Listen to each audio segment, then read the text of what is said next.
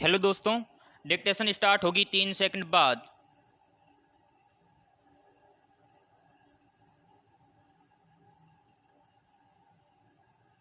Start.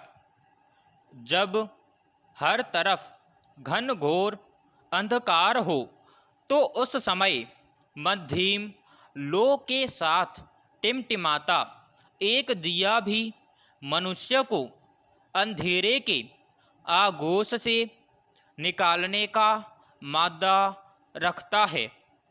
आवश्यकता बस इतनी होनी चाहिए कि इंसान उस दिए के हल्के उजास पर भी विश्वास रखे और अपने कदम सही दिशा में बढ़ाता जाए।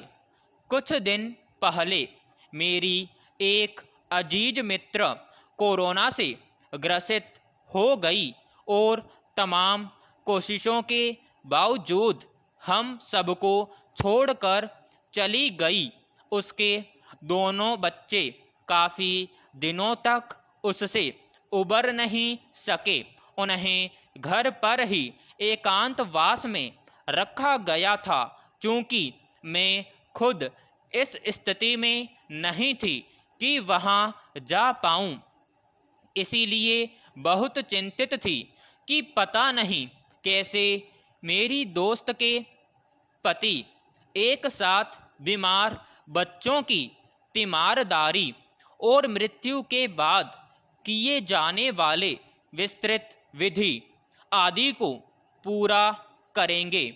बड़ी बात यह भी थी कि वे इन नियमों और परंपराओं को बहुत मान देते थे, लेकिन आश्चर्यजनक रूप से लोगों के काफ़ी समझाने बुझाने पर उन्होंने इस दौरान किए जाने वाले कर्मकांडों को अत्यंत कम समय, कम खर्च और गिने चुने लोगों के बीच ही पूरा किया और साथ साथ अपने बीमार बच्चों की देखभाल भी करते रहे। पैराग्राफ।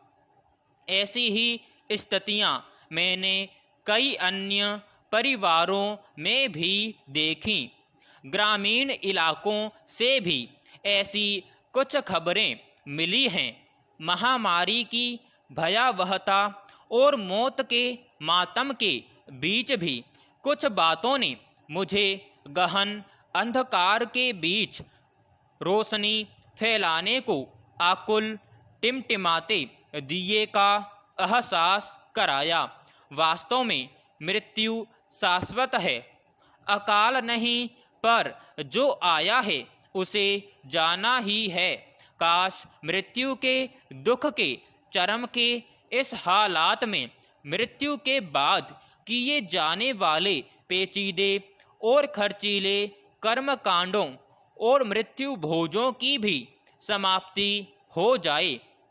यह परंपरा अंधविश्वास और झूठे सम्मान के नाम पर लाखों परिवारों को गरीबी, बर्बादी और कर्ज के दलदल में डुबो देता है। पैराग्राफ। हमारा भारत परंपराओं, नियमों और रिवाजों के छोटे बड़े मानकों के आधार पर चलने वाला देश है।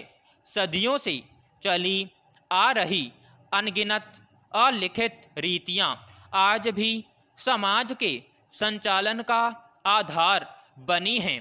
इन रीतियों ने समाज को बनाने, बढ़ाने, सजाने और इसमें रंग और जीवंतता भरने में अहम भूमिका निभाई है।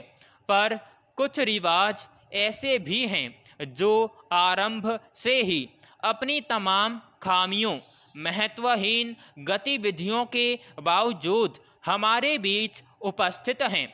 ऐसा ही एक रिवाज है परिजनों की मृत्यु पर उनका कथित परलोक सिधारने और आत्मा की शांति के नाम पर किया जाने वाला कर्मकांड और मृत्यु भोज। गौरतलब है कि प्राचीन भारत में मृत्यु पर किए जाने वाले कर्मकांड का उद्देश्य मृतक के अपनों को मृत्यु की कठोर सच्चाई से अवगत कराना और शांति पाठ, हवन आदि के जरिए घर के वातावरण में बदलाव और उसमें सात्विकता का संचार करना माना जाता था। लेकिन वे सामान्य प्रक्रियाएं और प्रथाएं कब और कैसे कट्टरता, दिखावा और कुछ चालाक लोगों की कमाई का जरिया बन गईं। गरीबों को और गरीब या निम्न मध्य वर्ग को कर्जदार बनाने लगी। लोग यह समझ भी नहीं पाए। पैराग्राफ। हमारे धार्मिक ग्रंथों में 13वीं के भोज और उस अवसर पर वस्तुओं के दान आदि का जिक्र नहीं मिलता है। किसी भी धर्म ग्रंथ में मृत्यु भोज का विधान नहीं है। महाभारत के अनुशासन पर्व में लिखा है कि मृत्यु भोज खाने वाले की ऊर्जा नष्ट हो जाती है। जिस परिवार में मृत्यु जैसी विपदा आई हो, उसके साथ इस संकट की घड़ी में जरूर खड़े हों और तन मन धन से सहयोग करें, लेकिन 12वीं या 13वीं पर होने वाले मृत्यु भोज में भाग न लें। महाभारत के युद्ध के दौरान कृष्ण लड़ाई रोकने के लिए दुर्योधन के पास जाते हैं। वहां दुर्योधन द्वारा उनसे भोजन के लिए आग्रह करने पर वे कहते हैं, जब भोजन खिलाने वाले का मन प्रसन्न हो, जब भोजन करने वाले का मन प्रसन्न हो, तभी भोजन करना चाहिए। जब खिलाने वाले और खाने वाले दोनों के दिल में दर्द हो तो कतई भोजन नहीं करना चाहिए। हमारे महान मनीषियों यथा स्वामी दयानंद सरस्वती, स्वामी विवेकानंद, महात्मा गांधी आदि सबों ने मृत्यु भोज और मिथ्या कर्मकांडों का विरोध किया था। पैराग्राफ।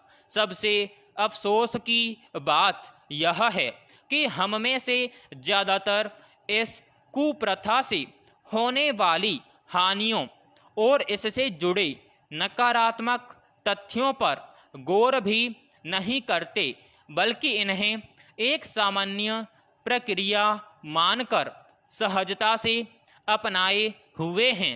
कुछ एक लोग जो इसकी खामियों को जानते समझते हैं, वे भी सिर झुकाए चुप्पी साधे झूठी सामाजिकता के नाम पर इसे स्वीकार किए हुए हैं।